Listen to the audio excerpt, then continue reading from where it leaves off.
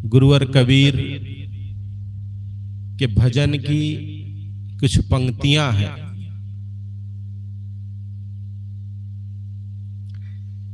चुनरी काहे ना रंगायो गोरी पांच रंग मां। अभी होली आने वाली है, सबकी चुनरी रंगेगी, शर्ट भी रंगेगी, गाल भी रंगेगा, सब रंग से रंगे जाएंगे। तो एक होली संत लोग भी खेलते हैं। होली खेलत संत सुजान आत्म राम से। तो इसी पर हम आज थोड़ा मनन करें कि चुनरी काहे ना रंगायो गोरी पांच रंग मां। चुनरी क्या है, पांच रंग क्या है?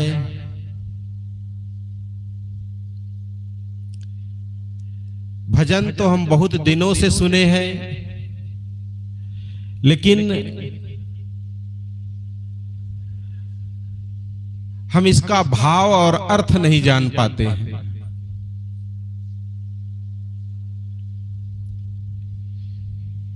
गुरुवर कबीर की भाषा में चुनरी है यह शरीर।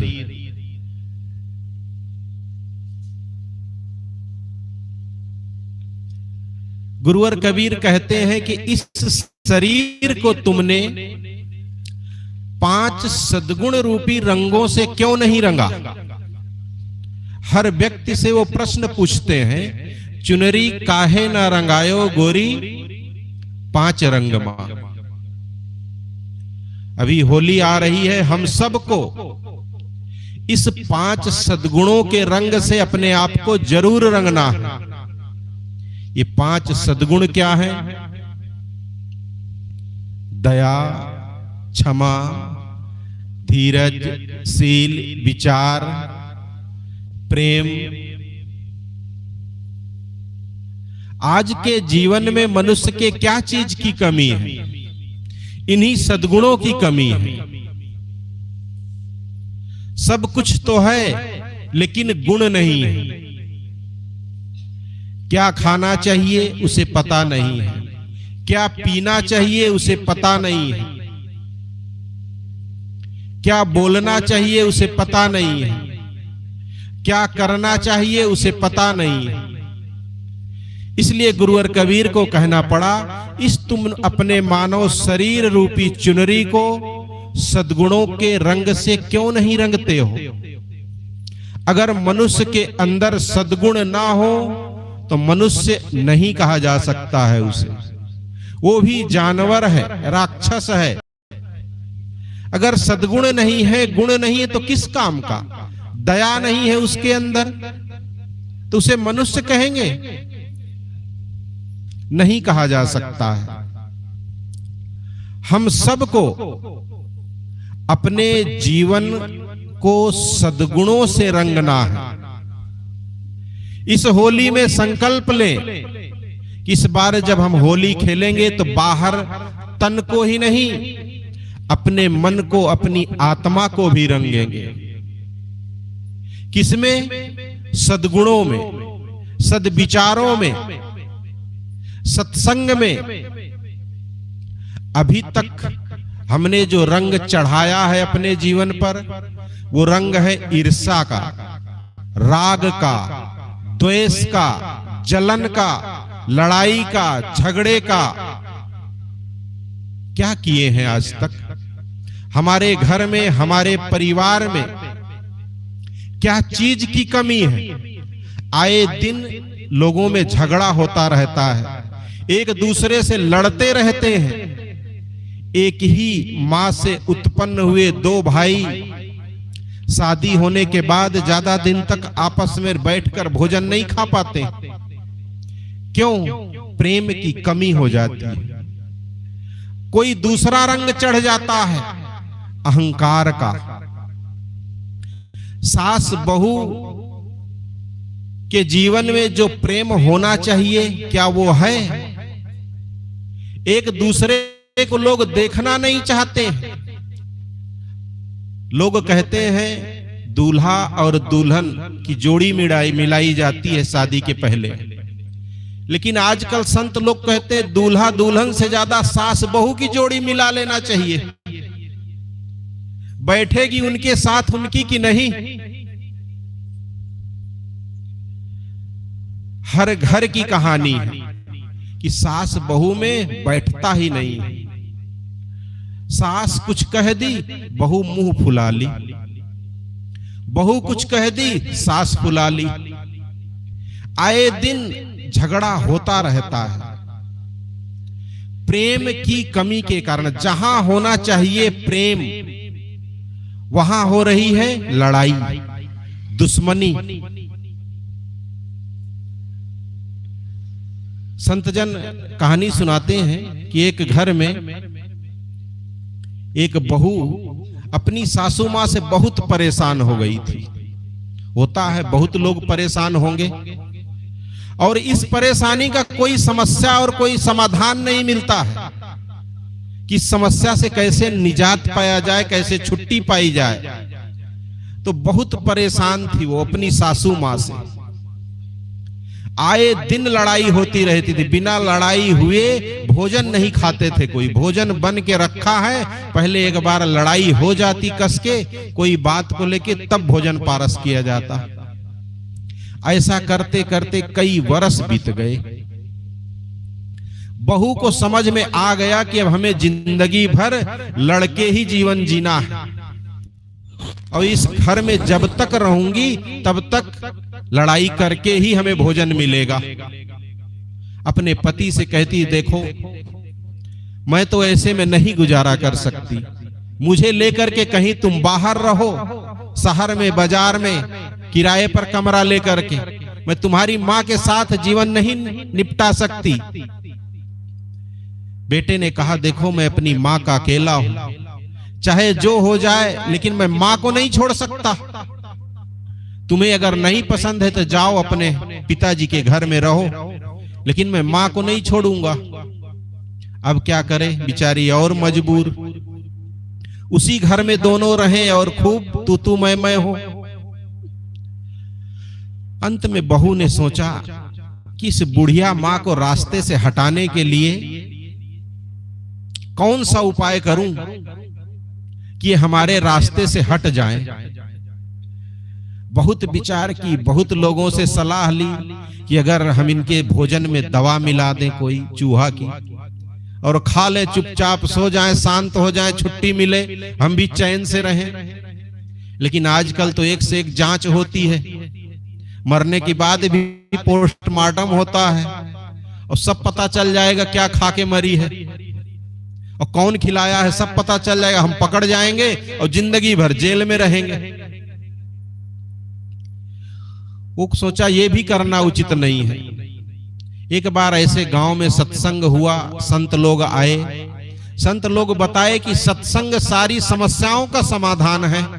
वो सुनी, बड़ा खुश हुई बहू, कही चलो हमारी भी समस्या है बहू, जाऊं कहती हूं अपने महात्मा से कि समाधान करो इसका, कुछ हमें भी सुख की रोटी खाने को मिले। जब भीड़ खत्म हो गई, सत्संग से लोग चले गए, तो गई महात्मा के पास और बोली कि महात्मन हमारी बहुत बड़ी समस्या है, हमारे जीवन में सुख लिखा ही नहीं है, हमारी सासू माँ से एकदम पटरी नहीं खाती है और हमने सोचा कि उन्हें मार भी दे जहर देके, तो डर है कि हम जिंदगी भर जेल में रहेंगे। आप कहते हैं सत्संग संत महात्मा सारी समस्याओं का समाधान देते हैं, आप बताइए मेरे लिए क्या समाधान है। महात्मा थोड़ा देर शांत रहे, फिर कहे कि इसे ठीक से समझाना चाहिए। महात्मा ने कहा कि बेटी मेरे पास एक दवा है, इस दवा का नाम स्लो पॉइजन। इसको ले जाओ तुम, 1 महीना लगातार अपनी सासू मां को खिलाओ और खिलाने के बाद ये दवा 1 महीना बाद काम करना शुरू करेगी और तुम चली जाना अपने मायके और उसके बाद तुम्हारी माँ, सासू माँ का शरीर धीरे धीरे गल के खत्म हो जाएगा और शांत हो जाएगा। तुम रहोगी भी नहीं और इल्जाम तुम्हारे ऊपर भी नहीं आएगा और रास्ते से तुम्हारी सासू माँ साफ भी हो जाएंगी। महात्मा की ये राय उस बहू को बहुत अच्छी लगी। वो 30 पुड़िया महात्मा से ले ली और लेके चल दी। महात्मा ने कहा, रुको जरा ध्यान देना, जब तुम अपनी सासू माँ को ये दवा दोगी तो उस बीच कभी लड़ाई मत करना। कितना भी तुम्हारी सासू माँ तुम्हें कुछ भी कहे, 1 महीना की तो केवल बात है कि कोई उत्तर मत देना और खूब सेवा करना। चाहे जो हो, तुम्हें सेवा खूब करनी है कि लोगों को शक ना हो कि इस सासू माँ को मारने वाली इनकी बहू ही है। रोज उनके लिए पानी गर्म कर देना, उनके कपड़े धो देना, उनके कपड़े बाथरूम में रख देना नहाने के लिए, गरम गरम जलपान उनको दे देना, पैर दबा देना, तेल लगा देना। और ये जो दवा है दूध में देना, पानी में नहीं। रात को सोते समय 1 गिलास दूध में देना। वो बहू बहुत सच्चाई कि मैं कभी उस बुढ़िया को हाथ भी नहीं लगाई हूं, हम उसको कैसे इतनी सेवा करेंगे। लेकिन महात्मा ने कहा, बेटी 1 ही महीना की तो बात है, उसके बाद तो घर तेरा है, तू राज करेगी अपना। महात्मा की बात उसे समझ में आ गई। घर लेके गई दवा। जब सब खा पी करके सो गए, 1 गिलास दूध ली, दूध में वो पुड़िया लाई, 1 पुड़िया और मिलाई चम्मच से और सासू माँ के पास लेके पहुंची, खाट के पास। माता जी आपके लिए दूध। सासू माँ एकदम आश्चर्य कि जो आज तक हमें 10 साल हो गया इस घर में पानी भी नहीं दिया है, मांगने पर वो आज दूध लेके क्यों आया है भाई। वो कहे, नहीं सासू माँ, आपकी उम्र अब बूढ़ी हो रही है, कमजोर हो रही, दूध की आपको जरूरत है, पी लीजिए। सासू माँ कहती है, अभी मैं बूढ़ी नहीं हूं, मुझे बूढ़ी मत समझते, दूध ले जा यहां से। दूध वहीं रख के चली गई। सासू माँ कहीं चलो कोई बात नहीं, शायद दूध ज्यादा हो आज घर में। उठाई, घटाघट पी गई, गिलास रख दी। थोड़ी देर रखती है कि बहू तेल लेके आई गरम गरम, पैर में लगा रही, पकड़ ली। सासू माँ पैर झटकी, क्या करती है? कहीं कि थोड़ा तेल लगा दूं, गरम की थी, सबको लगाई, सोचा आपको भी लगा दें। कहीं मेरा पैर नहीं दर्द होता है, मुझे जरूरत नहीं है तेल की। थोड़ा देर झटकी, लेकिन जब बहू नहीं मानी तो ढील छोड़ दी और बहू दोनों पैर में खूब गरम गरम तेल लगाई, मालिश की। ऐसे करते करते 15 दिन बीत गए। रोज सासू माँ की खूब सेवा करती और दिन गिनती कि 15 दिन की दवा और बची है उसके बाद सासू माँ का राम नाम सत्य और हमें आजादी मिलेगी, हम आजादी से इस घर में रहेंगे। रोज उनके लिए पानी गरमाती, बाथरूम में रखती, कपड़े धोती, अच्छा जलपान, गरम गरम रोटी रोज देती। सासू माँ एक दिन बैठ के सोच रही है कि मेरी बहू जब से सत्संग सुनी इतना बदल कैसे गई। कई बार लड़ने का प्रयास की सासू माँ, लेकिन बहू कुछ उत्तर ही ना दे। महात्मा जी रोके थे कि 1 महीना तुम्हें बोलना नहीं है। सासू माँ को एहसास हुआ कि लगता है हमारे में ही गलती थी, हमारी बहू तो बहुत अच्छी है, हम इसको समझ नहीं पाए 10 साल तक और इसको कोसते रहे, इसके घर वालों को, इसके भाई को, इसके पिताजी को नाम लेकर के गाली देते रहे और लड़ाई होती रही हमारे घर में। इसमें बहू की नहीं हमारी ही गलती है। इतनी सेवा कर रही, इतनी सेवा कर रही, इतनी तो गांव में किसी की बहू सेवा नहीं करती है जितनी हमारी सेवा हो रही है।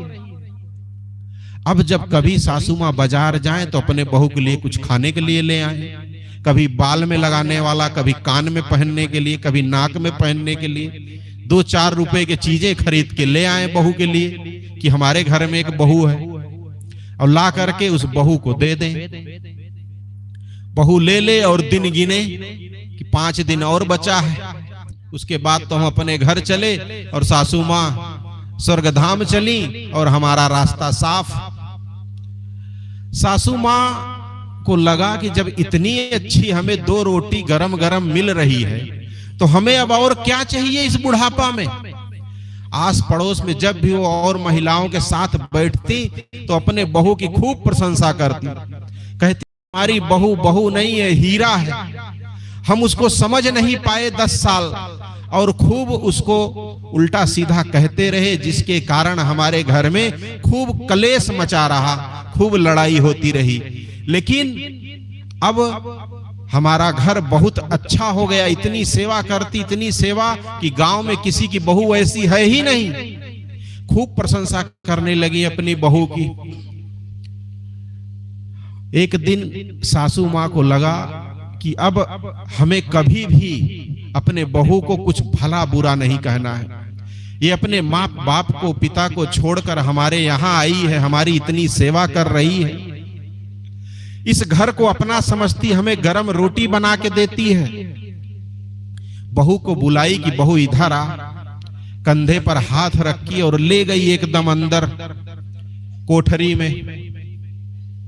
एक पेटी खोलती है, अपने कमर से चाबी निकाल करके और कहती, बहू देख, ये यहां पर इतना सोना चांदी के हमारे गहने रखे हैं, ये गहने आज से सब तुम्हारे हैं। अभी तक मैं ये चाबी लिए लिए घूमती रही, लेकिन जब इतनी अच्छी बहू हमारे घर में हो तब मुझे मालिक नहीं बनना है। हमें तो बिटिया केवल 2 रोटी चाहिए बस। ये ले चाबी और ये ले तू सारी चीज वस्त्र, और जहां जैसे रखना हो, जैसे उपयोग करना हो वैसे उपयोग करना। हमें केवल 2 रोटी चाहिए बस। सारा मलिकाना, सारा धन दौलत जितना सासू माँ बटोर के रखी थी जिंदगी भर का, सब सासू बहू को सौंप दी। इधर बहू मन में सोच रही कि हम इनको मारने के लिए प्लान बना रहे हैं। 25 दिन दवा खिला चुके हैं, 5 दिन बाद इनका शरीर गलने लगेगा और ये हमको अपना प्रेम समझ करके, अपना हितैषी समझ करके हमको अपना सारी धन दौलत सौंप दी।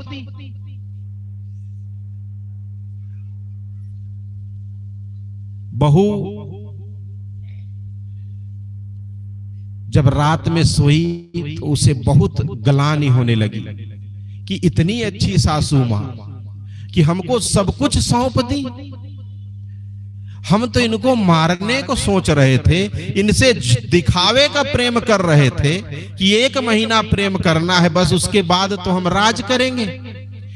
1 महीना बाद ये मर जाएंगी, ये घर में हम अकेले रहेंगे, इतना बड़ा घर सूना सूना हमको काटने को दौड़ेगा।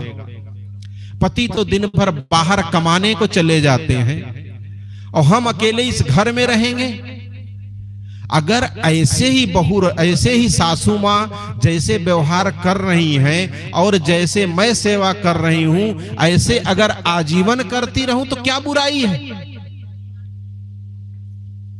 बहू को बहुत गलानी हुई, मैं बहुत गलत कर रही हूं, मुझे पाप का, मारने का पाप लगेगा, पाप की हत्या लगेगी। और वो अंदर अंदर बहुत दुखी हुई कि नहीं, ये पाप मैं नहीं होने दूंगी अपने आप से। इतनी अच्छी सासू मां जो सब कुछ हमें सौंप दी झूठे प्रेम के बदौलत, मैं यही प्रेम इनसे सच्चा करती रहूं आजीवन, तब तो ये तो पूरी अपनी जान न्यौछावर कर देंगी हम पर। और वो दौड़ी दौड़ी महात्मा का पता लगाई कि वो महात्मा कहां से आए थे जो दवाई दिए। पता कि वो अमुक गांव से आए थे। पहुंच गई दूसरे दिन वहां और महात्मा का पैर पकड़ ली, कही महाराज हमसे बहुत बड़ी गलती हो गई। कहे क्या हो गया बेटी, दवा काम नहीं कर रही क्या? कि नहीं महाराज ऐसी बात नहीं है, हमारा विचार बदल गया। कहे क्या विचार बदल गया?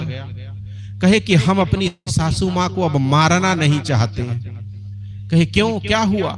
कहे नहीं, हमारी जिंदगी झूठा प्रेम करने से इतनी अच्छी हो गई है कि हम ऐसे पूरी जिंदगी चला लेंगे। आप कैसे भी करके आप हमारी सासू माँ को बचा दीजिए, बस जितनी दवा लगेगी उतनी दवा कराऊंगी, जहां कहेंगे वहां लेके जाऊंगी उनको, लेकिन उस दवा का तो कोई तोड़ होगा जिसे मैं 25 दिन खिला चुकी हूं। महात्मा ने कहा नहीं बेटी, अब तो उसका कोई तोड़ नहीं है, उनको मरना ही है, दवा पूरी खा चुकी है वो, 5 दिन तुम खिलाओ चाहे ना खिलाओ। वो बहू रोने लगी, नहीं महाराज ऐसे नहीं हो सकता है। पैर पकड़ ली महात्मा का कि आप बचाइए हमारी सासू माँ को, हमें बहुत बड़े पाप से बचाइए, हत्या का पाप मैं अपने सिर नहीं लेना चाहती कैसे भी हो। महात्मा ने कहा बेटी रो मत, मैं कोई जहर नहीं दिया हूं, मैं जो रोज अगरबत्ती सुलगाता था ना उसी की राख है पगली वो, जा तू राज कर, तेरी सासू मां नहीं मरेगी। बंधुओं ये कहानी किसी और की नहीं है, हमारी है। हमारे घर में भी बस इसी की कमी है, प्रेम की।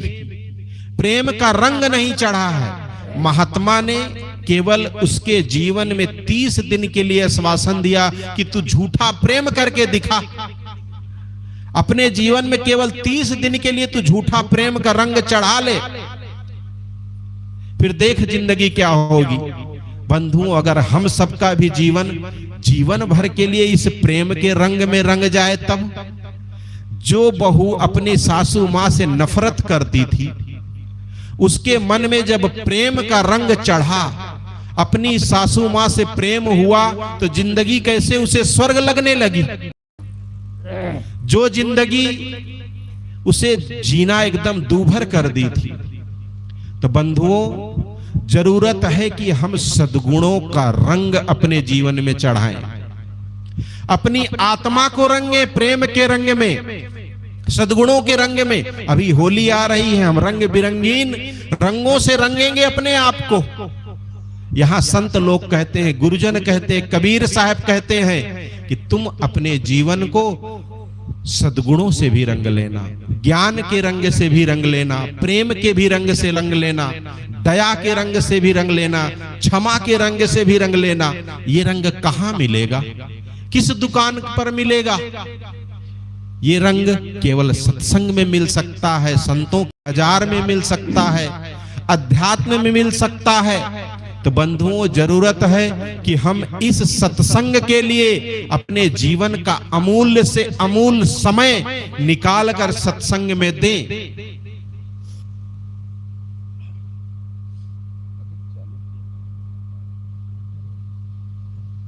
ठीक है, तो मैं आप लोगों के समक्ष कुछ देर विचार प्रस्तुत किया कि हमें अपने जीवन में प्रेम के रंग से रंगना है, अपने जीवन में प्रेम का रंग चढ़ाना है। बस और अधिक कुछ ना कहते हुए अपनी बात को ही विराम देता हूं। बोलिए सद्गुरुदेव की जय। जरा जोर से करें जयकारा। माताएं आपके सिफारिश किए हैं।